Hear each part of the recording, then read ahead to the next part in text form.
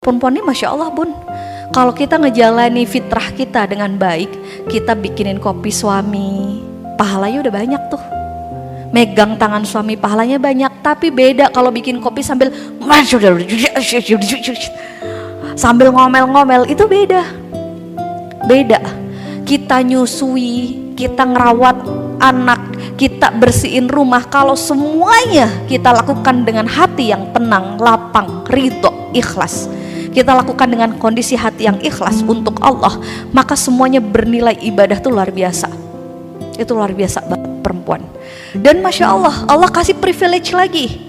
Perempuan, di telapak kaki perempuan ada, di keridhaan seorang perempuan ada surga untuk anak kita. Al-jannah tahta aqdamil ummahat. Di dalam telapak kaki perempuan ada keridho, ada surga. Tapi ada seorang sahabat yang bertanya ke Rasulullah, ya Rasul, tapi di neraka kenapa banyak perempuan juga? Di neraka mayoritas perempuan juga. Apakah mereka kufur kepada Allah dan kepadamu ya Rasul? Kata Rasulullah, enggak. Mereka itu kufur, mengingkari kebaikan suaminya.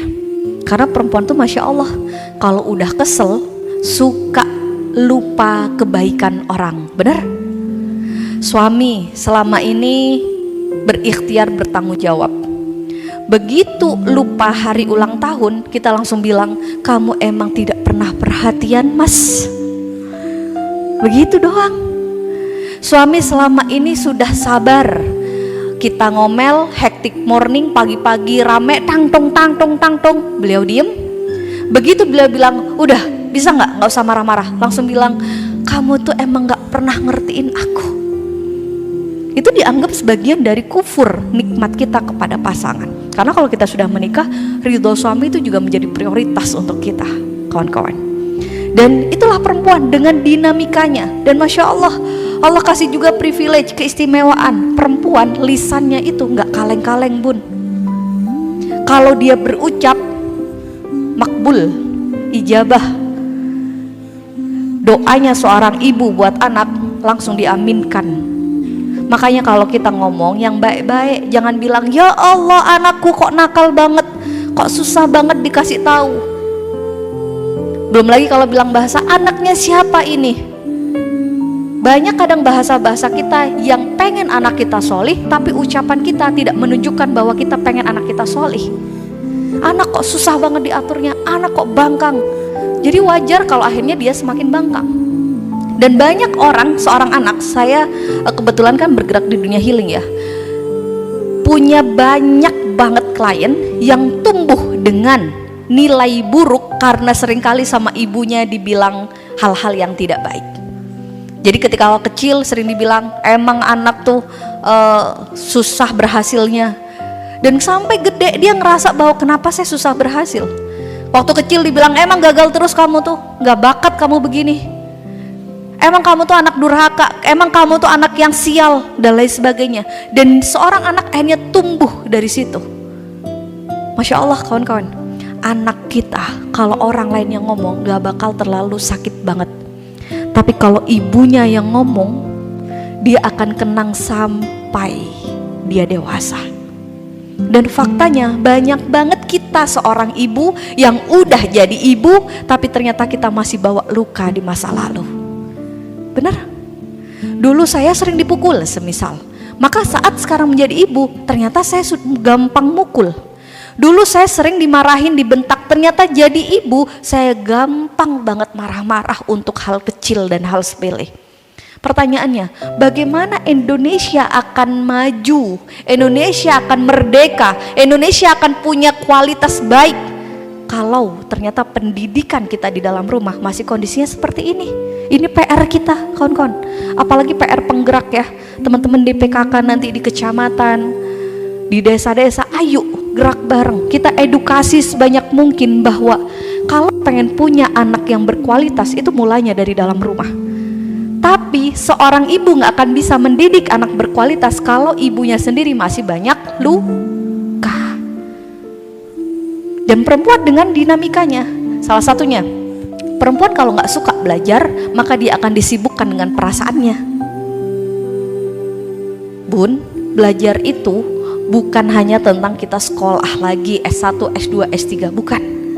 Belajar itu kita bisa belajar dari manapun, termasuk hari ini. Jadi nanti kalau pulang ke rumah bilang, ibu tadi belajar nak di pendopo, biar anak tahu bahwa ibunya juga belajar menjadi orang tua, bahwa anak tahu bahwa ibunya tidak pernah sedikit pun dengan sengaja ingin menjadi sumber luka buat anaknya. Benar? Jenengan semua sadar nggak? Kadang kita jadi orang tua, justru ternyata kita menjadi sumber luka buat anak. Sadar nggak? Generasi sekarang, anak-anak remaja sekarang, berapa banyak anak-anak yang bilang aku frustasi dengan rumah. Aku punya rumah tapi kehilangan rumah. Sehingga mereka melakukan kejahatan-kejahatan di luar sana, kenakalan-kenakalan karena kosongnya jiwanya. Pelaku begal itu rata-rata remaja sekarang. Pelaku anak-anak remaja yang mohon maaf ya, main narkoba dan lain sebagainya, itu rata-rata remaja yang hilang arah. Kenapa hilang arah? Karena kita sendiri saja masih belum bisa mengelola diri kita dengan baik. Gimana anak mau ngerasa dicinta oleh ibunya kalau setiap hari yang dia terima adalah bentakan dari ibunya? Jangan sampai kita hanya gedein fisik anak kita, tapi hatinya ternyata diambil sama sosial media. Kita ngasih makan, kita nyekolahin, tapi ternyata hatinya nggak sama kita. Jangan sampai kayak gitu, Bun. Dan ini PR banget. Anak-anak kita itu calon penerus bangsa ini. Kalau kondisinya sekarang aja udah kayak gitu, Masya Allah, gimana 10, 15, 20 tahun ke depan? Dan bangsa, negara, sebuah negara yang sehat mental itu bukan berarti negara yang tidak ada luka. Tapi negara yang sehat mental itu adalah di mana lebih banyak orang yang pulih daripada orang yang terluka. Di mana banyak ibu-ibu yang kalau ngomong tuh sudah soft spoken daripada ngomongnya militer parenting. Banyak kan kadang mama yang bilang, aku pengen banget ngomongnya itu lembut kayak Nikita Willy semisal. Tapi faktanya Nikita yang lain. Itu bahasa mama ya. Tapi faktanya suaranya nyempreng. Pertanyaan saya, kalau kita posisinya sebagai anak, senang gak sih dibentak-bentak terus? Gak. Tambah mogok atau tambah ngelakuin. Tapi kenapa kita melakukan itu terus? Jadi kawan-kawan, bunda-bunda semua, memang perempuan itu dinamikanya banyak. Secara hormonal saja dia mengalami perubahan mood swing itu 4 kali. Belum lagi otaknya. Gimana Bun maksudnya? Oke, kita bahas sekelumit. Otak perempuan sama laki-laki itu berbeda. Otak perempuan paling gede, porsi paling besar itu tentang family, rumah. Dan kedua tentang talk, ngomong. Makanya kenapa perempuan itu stok kata-katanya 20.000 kata. Kalau ada emak-emak udah kumpul, itu begitu. Kalau bapak-bapak nggak kayak gitu. Bapak-bapak tuh diem, ketawanya diem lagi. Polanya gitu. Dan kalau laki-laki stok kata-katanya hanya di kisaran 7.000 sampai 9.000 kata. Jadi wajar kalau kita kadang udah cerita panjang lebar, suami cuman bilang, jangan ditanyain, anak-anak udah berangkat sekolah?